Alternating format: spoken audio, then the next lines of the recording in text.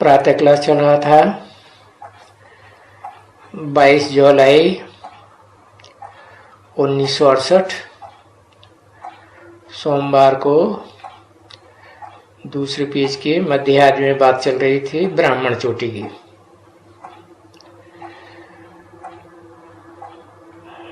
ब्राह्मण चोटी जरूर चाहिए, ब्राह्मण भी जरूर चाहिए, क्योंकि ब्राह्मण कुल है सर्वोत्तम कुल। कौन से ब्राह्मण है? चोटी का ब्राह्मण। अच्छा, बाकी नौकुरी के जो ब्राह्मण होते हैं उनमें उनको चोटी नहीं होती? चोटी तो उनको भी होती है। आजकल की दुनिया में तो जो ब्राह्मण नहीं है, हिंदू कहलाते हैं अपन, वो भी चोटी रख लेते हैं, ब्राह्मण तो नहीं होते। उनसे पूछा जाए तुम कौन सी कुरी के ब्राह्मण हो, तो वो भी उन्हें पता नहीं है कि कौन से गोत्र के ब्राह्मण है।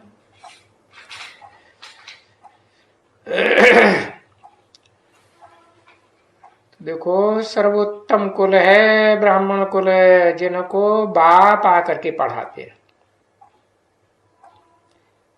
देखो,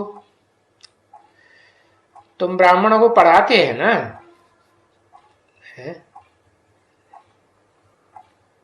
इन ब्राह्मणों को नहीं पढ़ाते हैं, तुम ब्राह्मणों को पढ़ाते हैं। तुम माने जो सन्मुख बैठते हैं उनको आकर पढ़ाते हैं। इनको माने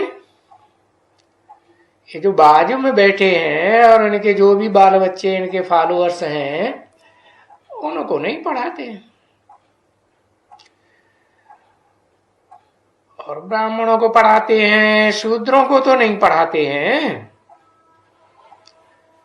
कब तक नहीं पढ़ाते हैं? सारी दुनिया ईश्वरीय पढ़ाई तो पढ़ेगी, एक ईश्वर से ही पढ़ेगी, तभी ही तो कहा जाएगा supreme teacher of all the world है। तो सुप्रीम टीचर आकर के पढ़ाते हैं, तो शूद्रों को पढ़ाते हैं कि नहीं है? पढ़ाते तो हैं, लेकिन तब पढ़ाते हैं जब वो आकर के क्या बने? ब्राह्मण बने, ब्रह्मा की औलाद ब्राह्मण। अब ब्रह्मा भी कोई एक नहीं होता है, अनेकों के नाम होते हैं है? तो ब्राह्मणों की बेहद की दुनिया में कितने ब्रह्मा हुए? 5 ब्रह्मा हुए, तो अनेकों के नाम हो गए ना ब्रह्मा है। पंचानन कहा जाता है ब्रह्मा को, तो उनमें बड़ा ब्रह्मा कौन हुआ?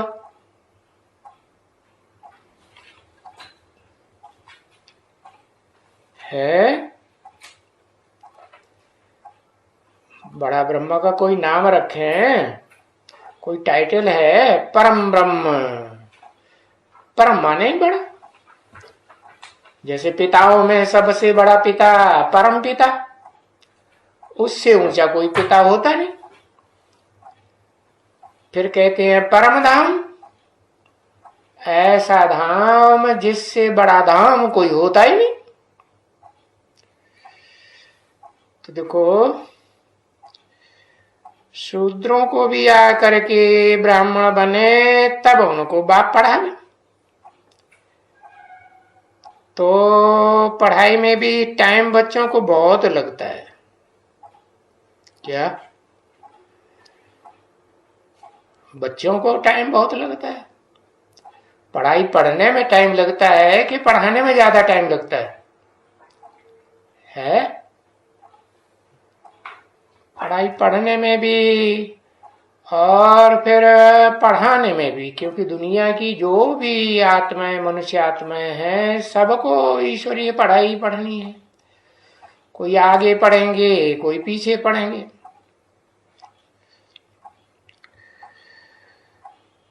तो टाइम तो बहुत लगता है बच्चे।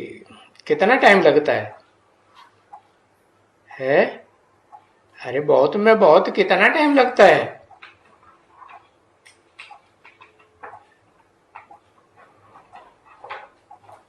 50 साल लगते हैं शूद्रों को पढ़ाने में, है? हाँ, 100 साल लगते हैं। दुनिया में जो शूद्र बड़े पड़े हैं, क्षुद्र आत्माएं हैं, नीच आत्माएं हैं। क्षुद्र माने नीच। तो नीच दृष्टि है, नीच वृत्ति है, नीच कृति माने कर्मणा है, नीच वाचा है। शूद्रों को कभी वाचा बोलते हुए देखा?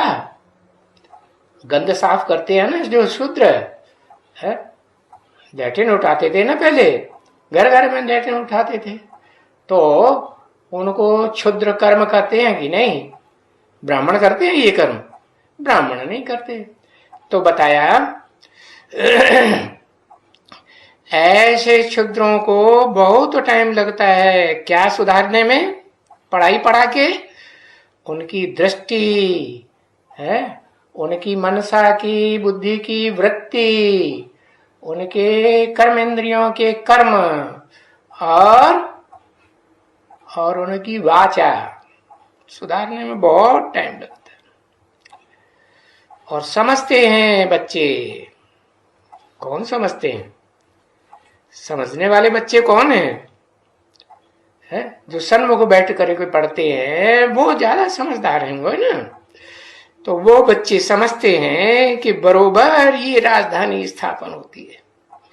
कौन सी राजधानी? ये राजधानी जिन बच्चों को सारी दुनिया को पढ़ाई पढ़ाने में और पढ़ने में टाइम तो लगता है ना, तो उसके लिए राजधानी भी चाहिए कि नहीं? Central place of the world, ऐसी राजधानी चाहिए। पहले तो भारत में कि पहले विदेश में? पहले तो भारत में। बच्चे और कोई भी आए करके, कोई भी ऐसे पुरुषोत्तम संगम युग दूसरा कोई होता ही नहीं। न सतयुग, न त्रेता, न द्वापर, न कलयुग।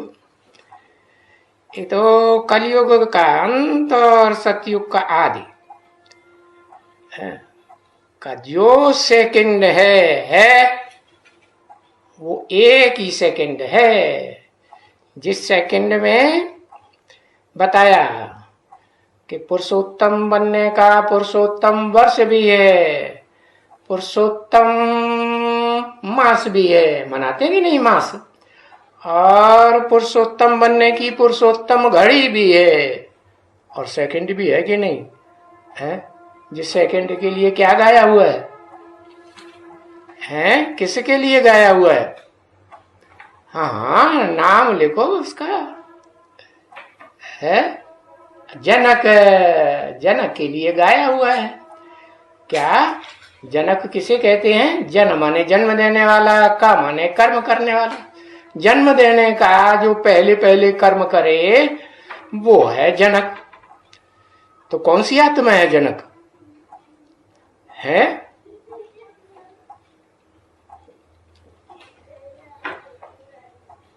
जो सीता का बाप भी है? वो बाप, टीचर, सदगुरु सब कुछ है ना? तुम सब सीता है वो, तुम सब सीता है वो का मतलब क्या हुआ कि जो भी सृष्टि पर मनुष्य मात्र हैं वो सब सीता है। तो बताया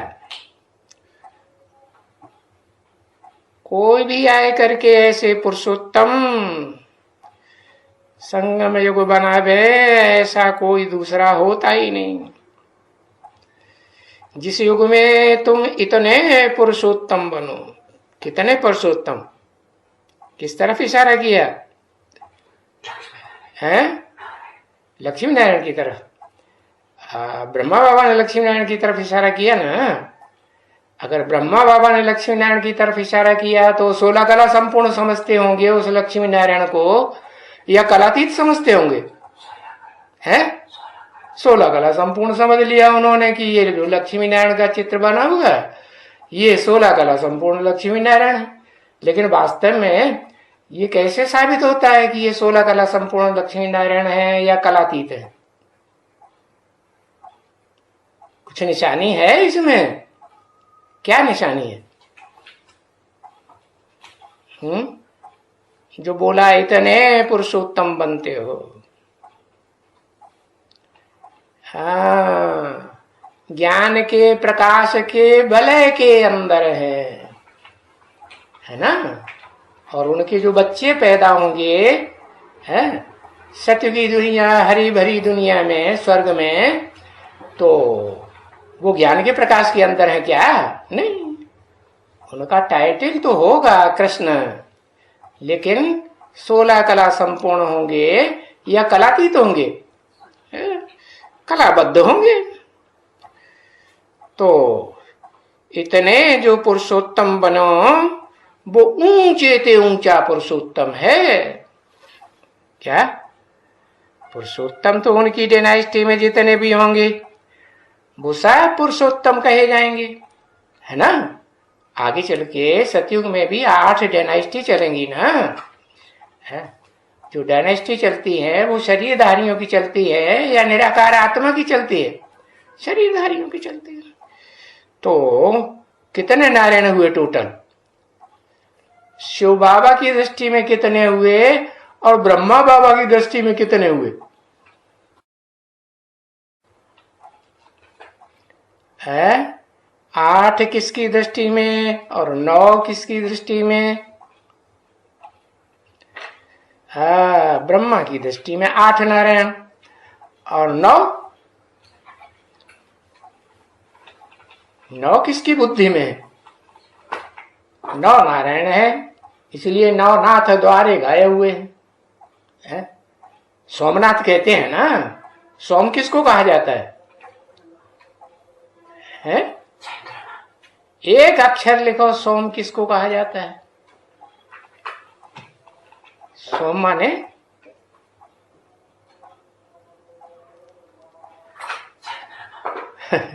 एक अक्षर, चंद्रमा। हाँ, चंद्र को ही सोम कहा जाता है। तो अगर सतयुग का कृष्ण ही सोम है, तो क्या त्रेता युग का राम वो सोम नहीं है? हाँ, वो भी तो चंद्र है। राम के आगे चंद्र शब्द लगाते हैं कि नहीं? रामचंद्र, कृष्ण चंद्र। तो बताओ, राम की आत्मा चंद्र कैसे है? जो राम मनुष्य सृष्टि का बाप है, वेद का बाप है, वो चंद्र कैसे है?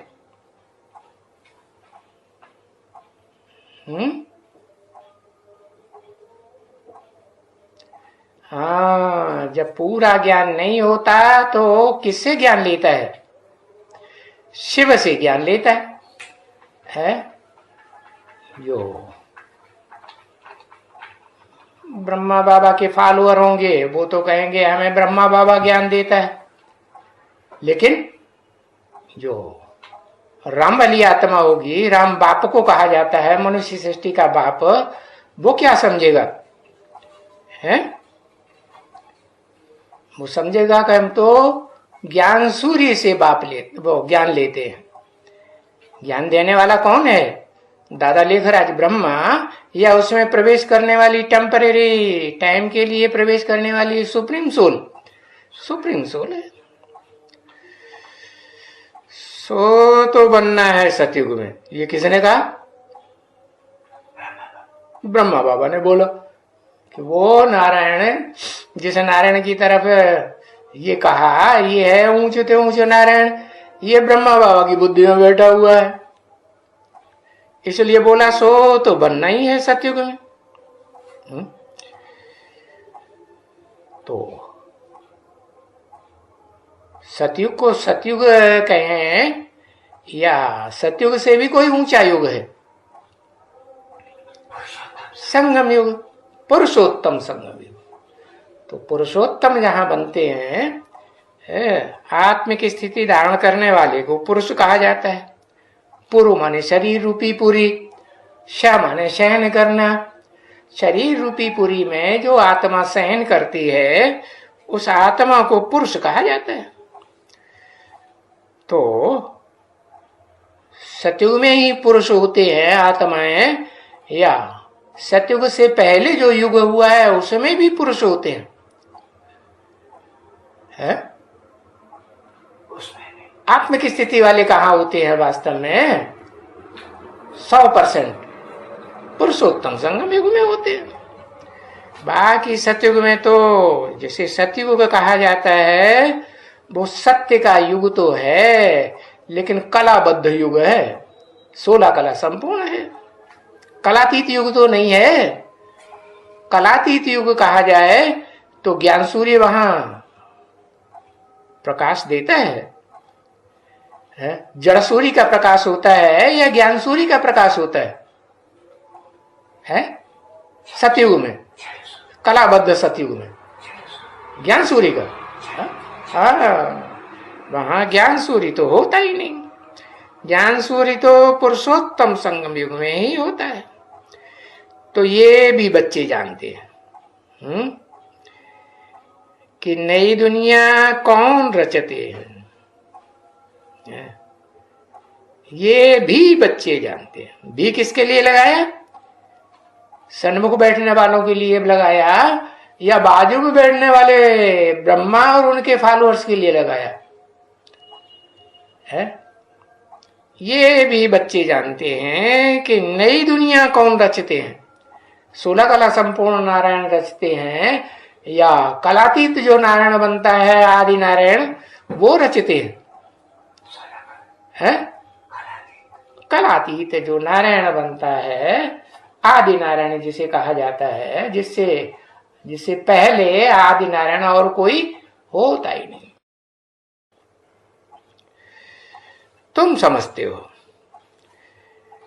कि नई दुनिया को तो बाप रचेंगे ना, है? किससे कहा? तुम ब्रह्मा बाबा से कहा, जो ब्रह्मा बाबा के फॉलोअर्स हैं उनसे कहा, उनसे नहीं कहा। किससे कहा है? तुम किससे कहा? और सन 68 में कहा। किससे कहा? अरे सन से कहा। हाँ, कौन सन्मुख? हाँ, उस बच्चे को, आदि नारायण वाली आत्मा को, जिसे कहते हैं कि सन्मुख बैठ करके सदा सुनता है। बेसिक नॉलेज भी सन्मुख बैठ के सुनता है, शिव बाप के या ब्रह्मा बाप के सन्मुख रहता है। किससे सुनता है? राम वाली आत्मा, जिसे राम बाप कहा जाता है, सारी मनुष्य सृष्टि का बाप, वो शिव से सुनता है।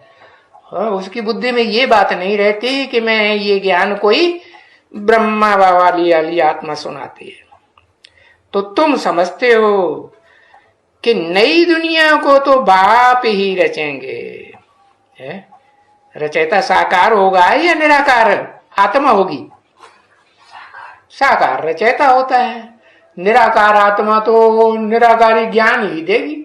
निराकार जो ज्ञान धारण करने वाली आत्माएं हैं उनको ज्ञान देगी। निराकारी आत्माओं की दुनिया रचेगी, जिनकी बुद्धि में निराकारी ज्ञान बैठा होगा। क्या निराकारी ज्ञान? कि इस मनुष्य सृष्टि में वो आत्मा कौन है जो सारी मनुष्य सृष्टि का बाप है? कौन है? क्या नाम है उसका?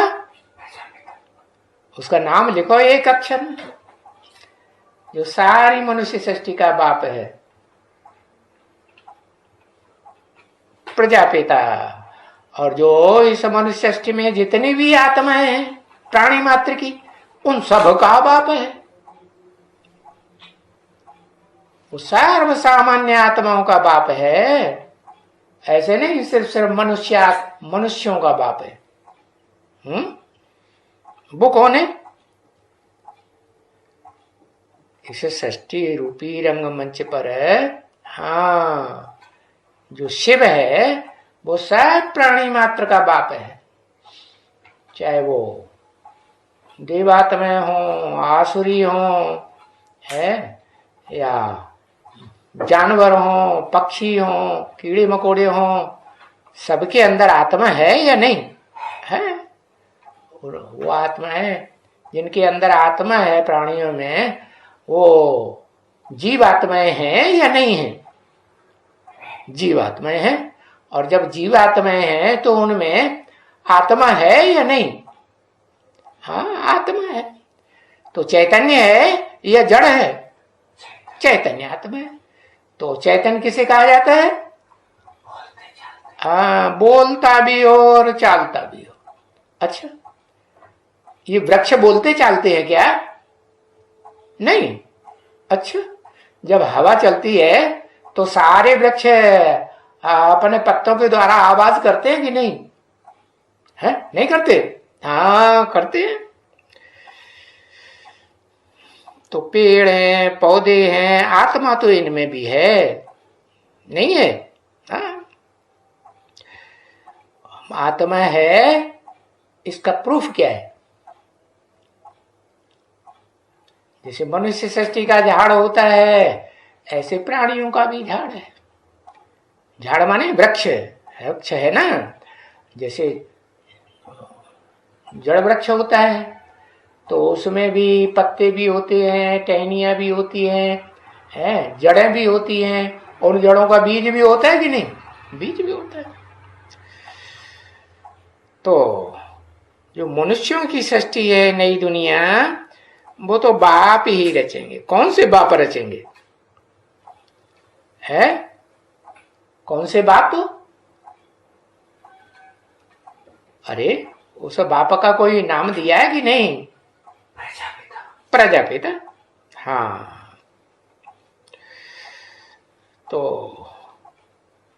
अभी तुम बच्चे जानते हो इस बात को कि वेद के बाप दो हैं, फिर दोनों इस नई सृष्टि की रचयिता नहीं है। एक है आत्माओं का रचयिता। कैसे रचा जाता है आत्माओं को? वो तो अनादि है। नहीं, रचा नहीं जाता है, लेकिन आत्माओं को ज्ञान दे करके उन्हें पहचान दी जाती है कि तुम जड़ आत्मा नहीं हो, तुम क्या वो तो तुम जड़ शरीर नहीं हो, तुम आत्मा हो। तो अभी तुम अच्छी तरह से जान गए। ये बात तुम भूलो मत। क्या बात? कि रचयिता कौन है और रचना कौन है? फर्स्ट क्लास रचयिता कौन है और फर्स्ट क्लास रचना कौन है? अरे बताओ भाई।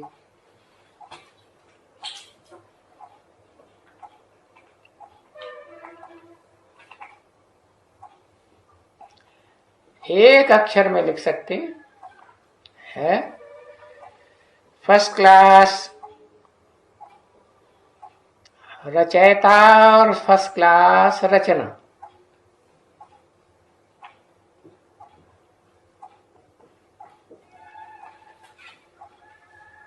रचयिता आदि नारायण और 16 कला कृष्ण रचना।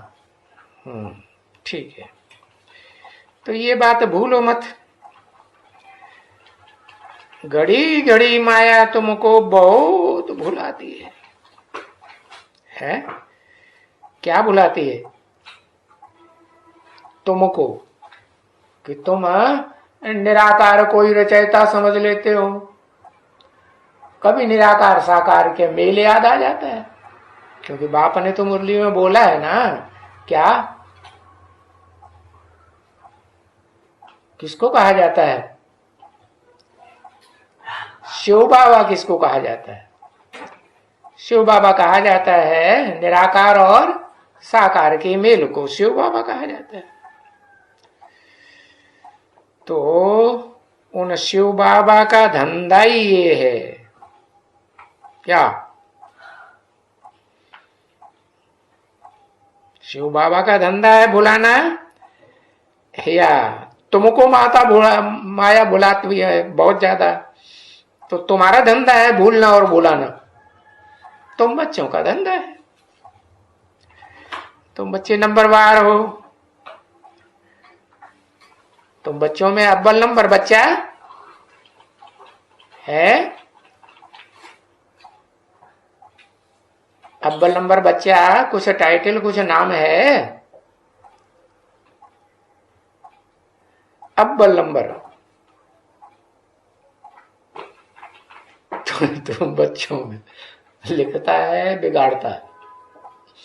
परम ब्रह्म, हाँ, प्रजापिता, संगम युगी कृष्ण। हाँ, जो संगम युगी कृष्ण जिसे कहें, जिसका यादगार चल रहा है शास्त्रों में, कृष्ण ने भगाया, तो वो संगम युगी कृष्ण की बात है। और शास्त्रकार समझते हैं कलाबद्ध 16 कला संपूर्ण कृष्ण की बात है। तो घड़ी घड़ी माया तुमको इन ज्ञान की बातों को भुलाई देती है। उनका धंधा ही ये है भुलाना। किनका? तुम बच्चों का भी धंधा है, खुद भी भूलते हो और माया भुलाती है। वो तो ठीक है, लेकिन दूसरों को भी भुलाए देते हो नहीं है? कुछ जो शिव ने बात जो बोली है, उस बोली हुई बात में कुछ मिक्स कर देते हो या नहीं कर देते हो? हाँ, मिक्स कर देते हो। अब नंबर बार हैं, कोई कम मिक्स करते हैं, कोई ज्यादा मिक्स करते हैं। इसलिए इसको युद्ध कहा जाता है, माया का युद्ध, रावण से युद्ध। तो तुम बाप को याद करती हो है, ज्ञान में इतना इंटरफियर नहीं करती है। कौन है? ज्ञान में इतना इंटरफियर नहीं करती है। कौन नहीं करती है? माया। हाँ, माया इंटरफियर नहीं करती है ज्ञान में। काहे में इंटरफियर करती है? याद में बहुत इंटरफियर करती है। बाकी याद में जो बहुत इंटरफियर करती है, इस बात को तुम समझते हो और तुम बुद्धि से अच्छी तरह से समझते हो कि हम कोशिश करते हैं बाप को याद करने की, क्योंकि बाप की याद किए बगैर ये जो विकारों का कचरा भरा पड़ा है ना आत्मा में, ये साफ कैसे होगा? ये साफ नहीं हो सकता। ओम शांति।